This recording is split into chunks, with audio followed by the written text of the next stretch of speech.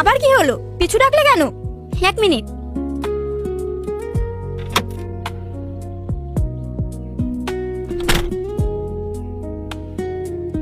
আপনার ব্যাগটা।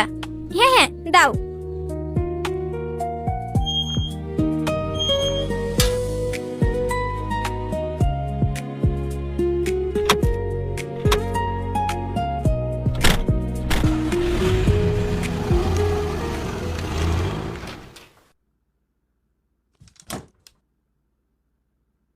দাঁড়াও।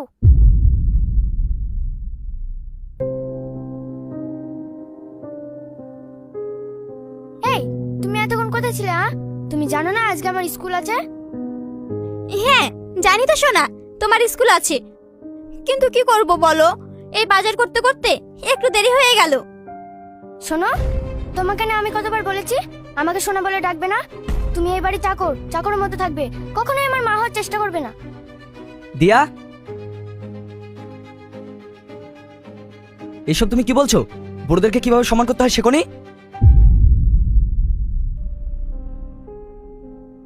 আব্বু, তুমি একটা কাজের মেয়ের জন্য আমাকে বকা দিলে? দিয়া, রাগ করে না, শোনো আমার কথা। দিলেন তো মেয়েটাকে রাগিয়ে, এবার খাওয়া দাওয়া বন্ধ করে সারাদিন ঘরে একা একা বসে থাকবে। থাকতে দাও ওকে একা, ওকে বুঝতে হবে ওর মা আর কোনোদিন ফিরে আসবে না। থাক না এসব কথা, এগুলোর কি এখন কোনো মানে হয়? আচ্ছা আপনি একটু বসুন, আমি আপনাকে টিফিন রেডি করে দিচ্ছি। থাক, কোনো প্রয়োজন নেই, আমি বাইরে টিফিন করে নেব। ওই দেখো, আপনিও রাগ করছেন। আরে শুনুন।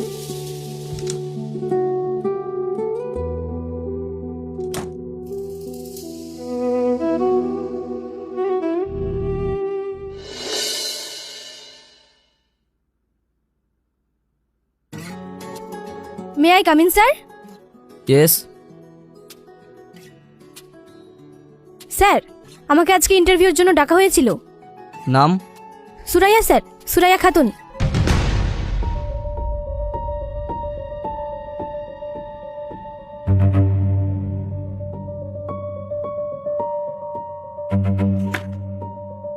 সেলিম,